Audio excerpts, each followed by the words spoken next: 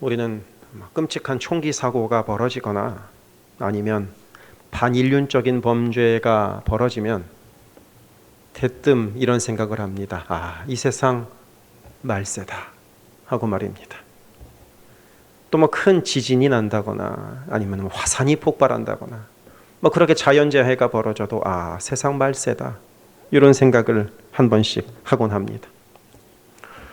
어렸을 때 다니던 교회에서 예배 시간에 연세가 지긋하신 장로님이 기도하실 때 꼭 이런 문구를 하시곤 했습니다. 이런 말세 지말의 때, 말세 마지막의 때, 이런 뜻으로 말씀하신 것이죠.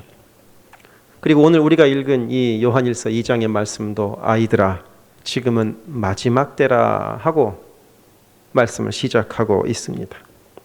그럼 여러분들에게 한번 묻고 싶습니다. 여러분들은 지금 우리가 마지막 때를 살고 있다고 믿으십니까? 지금이 마지막 때 같으십니까?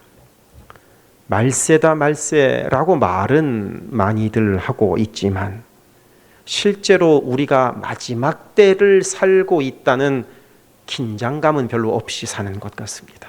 우리의 삶이 그렇죠. 이 세상이 끝날 것처럼 우리가 살아가기는커녕 이 세상이 끊이지 않고 계속 지속될 것처럼 우리가 생각하는 경우가 대부분입니다. 제 핸드폰에 앱을 보면 날씨를 알려주는 앱이 있습니다. 그 날씨를 알려주는 앱은 항상 10일간의 앞으로 10일간의 날씨를 알려줍니다. 그러니까 오늘 핸드폰을 열면 오늘부터 다음 주 화요일까지의 날씨가 앱에 보입니다. 비는 언제 오는지, 기온은 어느 정도 되는지 일별로 표시가 되어 있습니다. 그러면 그 날씨가 이 앱에 나오는 예보된 대로 그대로 이루어질까요? 그렇지 않습니다. 날씨는 언제 바뀔지 모릅니다. 하지만 우리는 날씨가 일기예보대로 되지 않을지라도 일기예보를 봅니다. 날씨가 바뀔 수 있다는 것을 알고도 우리는 그 예보를 또 신기하게도 철석같이 믿고 살아갑니다. 내일은 더 더울 것이다. 어떻게 합니까? 모르는 거 아닙니까? 실은 바뀔 수 있는 것 아닙니까? 게다가 핸드폰 앱에는 10일 후의 날씨를 알려주지만 그 10일 후에 실제로 우리가 이 땅에 있을지 없을지 알 수가 없습니다. 우리는 한 치 앞도 모르는 존재이기 때문입니다. 그래도 우리는 일기예보를 신기하게도 믿습니다. 10일 후에 우리가 당연히 살 것이라고 생각합니다. 그러니 우리는 지금 우리가 마지막 때를 살고 있다고 생각하기보다는 우리가 살고 있는 이 세상이 마치 영원할 것처럼 이 세상에서 우리가 꾸준히 계속 살아갈 수 있을 것처럼 우리는 생각하며 살아갑니다. 그런데 오늘 말씀은 신기하게도 마지막 때라고 우리에게 말씀합니다. 이거 진짜 마지막 때라고 말입니다. 불교에는 윤회라는 사상이 있습니다. 윤회는 세상이 돌아간다는 겁니다.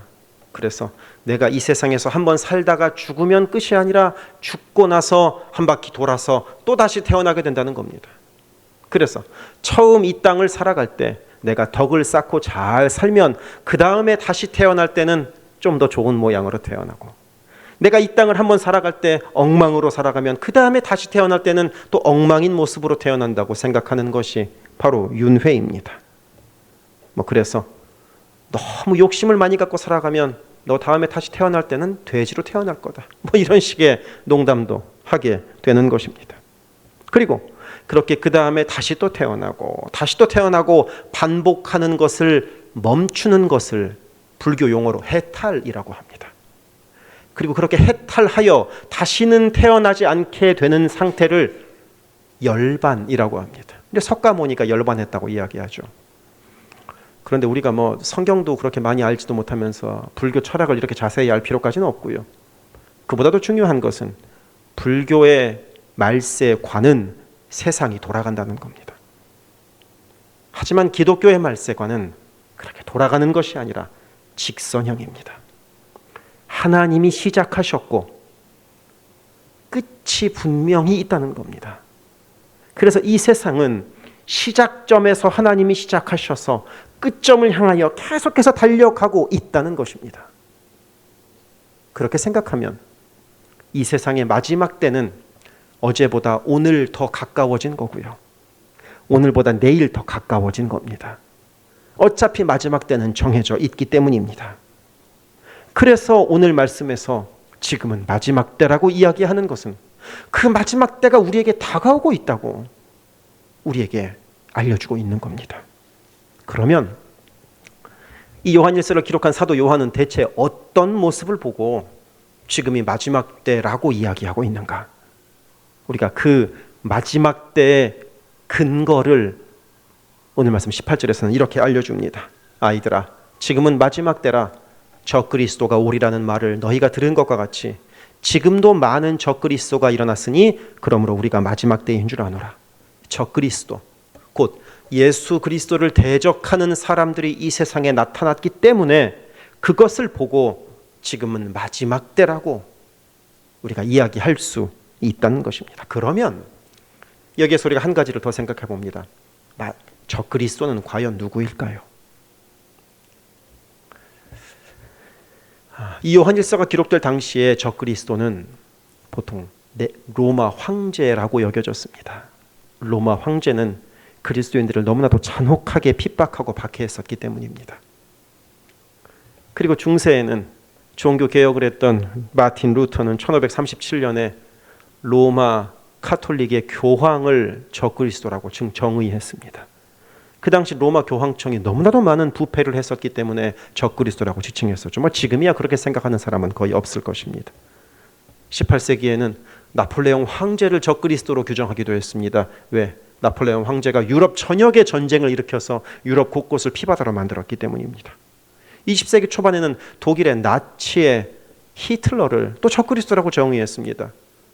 히틀러가 1차, 2차 세계대전에 걸쳐서 전 세계의 수많은 사람들을 죽음으로 몰아넣었기 때문입니다. 그리고 최근에는 유엔이나 심지어는 세계은행, IMF 같은 것을 적그리스도라고 이야기하는 그런 음모론자들도 있습니다. 이런 존재들이 두려우니까, 겁나니까 적그리스도라고 규정하는 것 같기도 합니다. 하지만 오늘 말씀인 요한 1서에서 정의해주는 적그리스도는 실은 따로 있습니다. 누구냐? 이어지는 19절 말씀에 이렇게 기록되어 있습니다.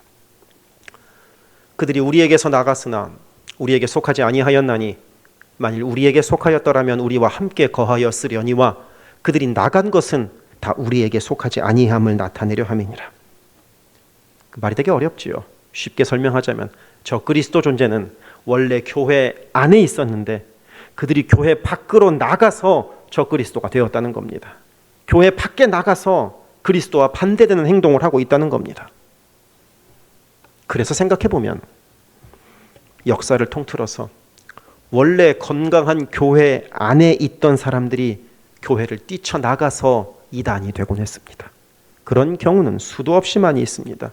그렇게 건강한 교회를 뛰쳐나가서 자기들만 진짜 진리를 갖고 있다고, 교회는 거짓된 것을 갖고 있다고 이야기하면서 자기들이 정통이라고 이야기하는 사람들이 지금까지 이단으로 존재해왔습니다. 그렇게 말해야 자기들의 신앙을 정당화할 수 있기 때문이라 할 수 있습니다. 지금도 수많은 정통교회에서 이단으로 정죄한 집단들이 자기들만 진짜 진리를 갖고 있다고 말합니다.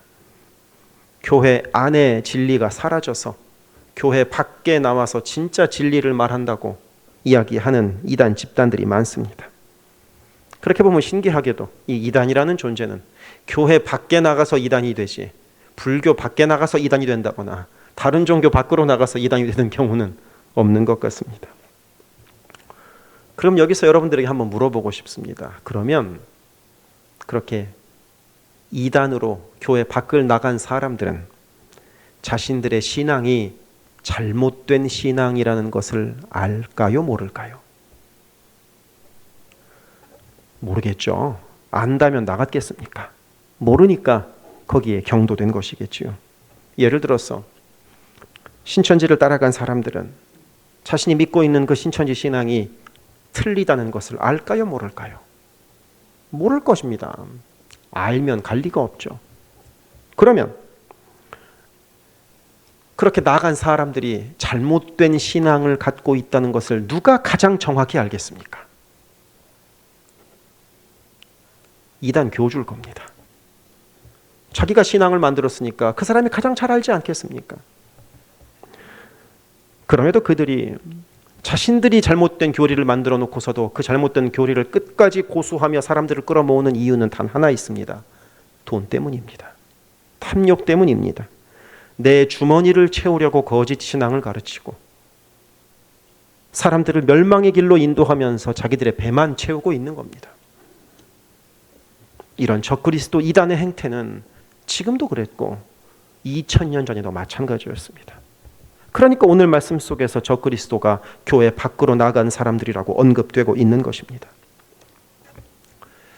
한 20년 전쯤에 일이 있어서 홍콩에 한번 간 적이 있습니다. 홍콩의 가장 번화한 길에서 이제 길을 건너기 위해서 횡단보도에서 신호를 기다리고 있는데 갑자기 뒤에서 시커먼 사람이 오더니 조용하게 저한테 이렇게 말하는 겁니다. 이것을 홍콩이라고 상상하면서 들으십시오. 짝퉁 시계 롤렉스 있어요. 저는 무의식적으로 안 사요 라고 말하고서 뒤를 돌아보고 나서 소스라치게 놀랐습니다. 왜냐하면 첫째, 한눈에 보기에도 그 사람은 한국인이 아니었기 때문입니다. 한국인이 아닌데 어쩜 그렇게 한국말을 유창하게 하던지요. 그다음 두 번째 놀란 이유는 이것이었습니다. 아니 내가 어떻게 한국 사람인 줄 알고 나한테 한국말로 이야기했을까? 이 생각이 들었습니다. 그건 놀랍죠. 그다음에 세 번째 놀랐던 것은 그 쇼핑의 천국에서 진짜 시계가 아니라 짝퉁, 곧 모조품 시계를 그리도 많이 팔고 있다는 사실이 또한 저를 놀라게 했습니다. 이렇게 소위 말하는 짝퉁, 곧 모조품을 파는 것은 다 인간의 욕망에 근거한 겁니다. 진짜를 사자니 너무 비싸고, 그런데 진짜처럼 보이는 것을 갖고 싶기는 하고, 그러니까 모조품을 사는 겁니다. 신앙에도 진짜 신앙과 모조품 신앙이 있습니다. 진짜 신앙, 그 진짜 예수를 믿는 것은 실은 어렵습니다. 고통도 이겨내야 하고 문제도 넘어서야 하고 어려움 가운데에서도 신앙을 지켜야 하기 때문입니다. 그러니까 진짜 신앙은 대가 지불이 필요합니다. 자동으로 진짜 신앙이 되지 않습니다. 그래서 진짜 신앙 갖는 것은 쉽지 않으니 값싸고 쉬운 모조품 신앙을 찾습니다. 예를 들자면 이런 겁니다. 내가 어떤 모습으로 살든 상관없이 하나님은 나에게 복 주신다. 예를 들자면 이런 겁니다. 내 인생 엉망으로 살아도 한 번만 예수 믿는다고 말하면 천국 간다. 이 얼마나 달콤합니까? 이 얼마나 듣기 좋습니까? 이 얼마나 쉽습니까? 하지만 이런 건 진짜 신앙은 아닙니다. 모조품 신앙입니다. 모조품. 결국 진짜 감별사인 우리 주님께서 네 신앙이 진짜인지 모조품인지 결국에는 구별하실 겁니다. 오늘 말씀 속에 나오는 적그리스도도 그런 식으로 교인들을 유혹했습니다. 모조품인데 진짜인 척하면서 교인들을 유혹한 겁니다. 그러니 우리에게는 진짜와 모조품을 구별할 줄 아는 지혜가 필요합니다. 진짜 믿음과 모조품 믿음의 차이가 무엇인지 구별할 줄 아는 지혜가 우리에게 필요합니다. 그런데 문제는 무엇이냐면 우리가 살고 있는 이 시대는 시간이 흐르면 흐를수록 진짜와 모조품을 구별하기가 힘들어집니다. 사탄은 갈수록 교묘하게 우리를 속이고 있기 때문입니다. 교회 안에서도, 심지어는 건강한 교회 안에서도, 그래서 잘 성장하고 있는 교회 안에서도 바른 신앙, 진짜 신앙뿐만 아니라 모조품 신앙을 이야기하기도 합니다. 겉모양 가지고는 도저히 구분할 수가 없는 겁니다. 그래서 안타깝게도 우리 모두에게는 진짜와 모조품을 구별할 줄 아는 지혜가 우리에게 필요합니다.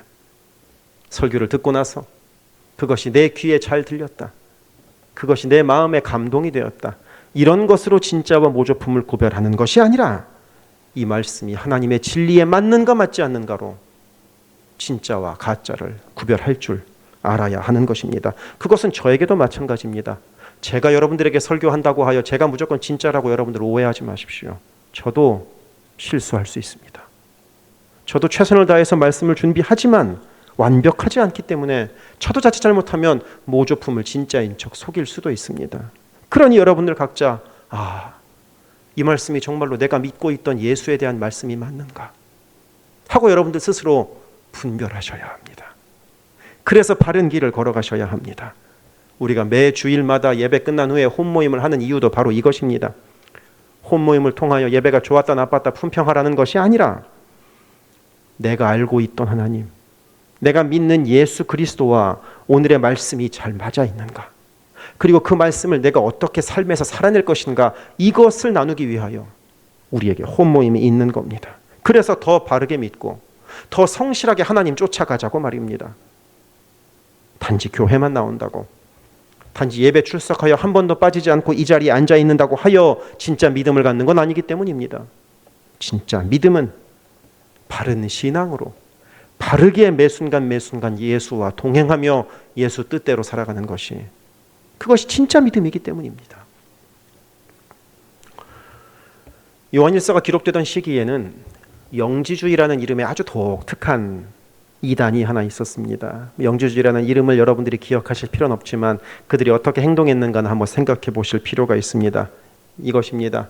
우리는 예수 그리스도를 믿음으로 구원을 얻는다고 생각합니다. 구원은 믿음으로부터 오는 겁니다.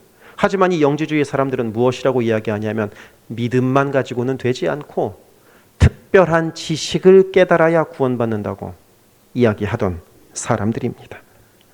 그냥 믿어서 구원받으면 이거 너무 쉬운 거니까 이거는 좀 뭔가 좀 쉬워서 좀 아닌 것 같고, 더 특별한 지식 하나를 더 얻어야, 영적인 지식 하나를 더 얻어야 그거 가지고 구원받는다라고 이야기하던 사람이 영지주의입니다. 꼭 요즘 신천지가 그렇습니다. 자신들만의 특별한 성경 해석 방법이 있고, 비유풀이 이런 식으로 말하지 않습니까? 자신들만의 특별한 성경 해석 방법이 있고 그것으로 성경을 해석해야 바른 신앙이라고 그들은 이야기합니다. 하지만 그렇지 않습니다. 구원은 지식으로 받는 것이 아니라 구원은 믿음으로 받습니다. 예수를 그리스도라고 믿는 믿음으로 받습니다. 구원은 특별한 지식이 우리에게 있어야 받는 것이 아니라 단지 하나의 지식만 있으면 됩니다. 그것은 예수를 그리스도라고 믿는 고백입니다. 이 지식 하나만 있으면 우리는 구원을 받는 겁니다. 그래서 오늘 말씀 22절에서 사도 요한은 이렇게 말합니다. 거짓말하는 자가 누구냐? 예수께서 그리스도이심을 부인하는 자가 아니냐? 아버지와 아들을 부인하는 그가 적그리스도니 예수께서 그리스도이심을 부인하는 자가 적그리스도라는 겁니다. 반대로 이야기하면 예수께서 그리스도이심을 믿는 것이 진짜 신앙, 진짜 믿음이라는 겁니다. 그러면 대체 예수가 그리스도이심을 믿는 게 무엇이냐 하는 생각이 혹시 드십니까? 우리는 다른 지식은 다 몰라도 되지만 이거 하나는 여기에 모여있는 우리 모두가 반드시 알아야 하는 지식입니다. 예수가 그리스도라는 것은 무슨 뜻이냐 하면 예수는 그 당시에 흔한 사람 이름입니다. 그리고 그리스도는 하나님의 이름입니다. 구원자라는 뜻입니다. 그러니까 예수가 그리스도라고 믿는 것은 흔한 이름을 가진 한 명의 인간이 곧 우리의 구원자시다 라고 믿는 것이 예수를 그리스도라고 믿는 겁니다. 예수, 흔해 빠진 이름을 가진 인간의 존재로 그리스도, 하나님께서 이 땅에 오셨다. 그래서 그리스도, 곧 우리를 구원하시는 그 하나님이 예수, 인간의 모양으로 내려오셨다. 이것을 믿는 것이 바로 예수를 그리스도라고 믿는 것입니다. 그러니 우리가 예수는 그리스도 하고 찬양도 하는 것 아니겠습니까? 그리고 이 예수는 그리스도다라는 신앙과 연결되어 있는 또 아주 독특한 신앙 하나가 우리가 다 들어보았음직한 이 삼위일체라는 신앙입니다. 삼위일체. 이 22절의 뒷부분을 읽어보면 이렇습니다. 아버지와 아들을 부인하는 그가 적그리스도니 곧 아버지와 아들이 하나님을 믿는 것이 바로 진짜 신앙이라는 것입니다. 하늘에 계신 하나님 아버지와 이 땅에 내려오셨던 인간 예수가 같은 존재이시고 그리고 그분과 지금도 우리와 함께 계셔서 우리를 격려하시는 성령 하나님이 같은 존재라는 것이 바로 삼위일체를 믿는 겁니다. 그러니 우리가 구원받기 위하여 다른 특별한 지식을 가질 필요 없고 단 하나, 예수께서 그리스도이심을 믿는 그 믿음 하나면 우리가 구원받을 수 있다 하는 것이 우리가 가진 신앙입니다. 그러면 그렇게 그거 하나만 믿으면 된다고 하면 우리가 더 이상 성경에 대해서 배울 필요가 없을까요? 그거 하나만 믿으면, 예수가 그리스도라고 믿기만 하면 교회도 나올 필요가 없을까요? 예수가 그리스도라는 것을 믿기만 하면 더 이상 귀찮게 혼모임할 필요도 없고 더 이상 힘들게 더듬더듬대면서 성경 암송할 필요도 없을까요? 그렇지 않습니다. 그런 우려를 잠식시키기 위하여 오늘 말씀 28절이 우리에게 예비되어 있습니다. 자녀들아, 이제 그의 안에 거하라. 이는 주께서 나타내신 바 되면 그가 강림하실 때 우리로 담대함을 얻어 그 앞에서 부끄럽지 않게 하려 함이라. 예수를 그리스도라고 믿는 삶은 어떤 삶이냐? 주 안에 거하는 삶이라는 것입니다. 예수를 그리스도라 믿고 우리가 살아가야 될 삶은 주와 동행하는, 함께 걸어가는 삶입니다. 왜냐? 주께서 이 땅에 다시 오실 때 우리에 대해서 다 평가하실 것이기 때문입니다. 심판하실 것이기 때문입니다. 우리의 삶에 대해서 물어보실 것이기 때문입니다. 어릴 때 주일학교를 다닐 때 달란트 시장이라는 것을 해본 적이 있습니다. 다들 들어보셨는지 모르겠습니다. 몇 달 동안 기간을 두고 주일날 교회에 오면 달란트 하나를 줍니다. 성경 암송을 하면 또 달란트 2개를 줍니다.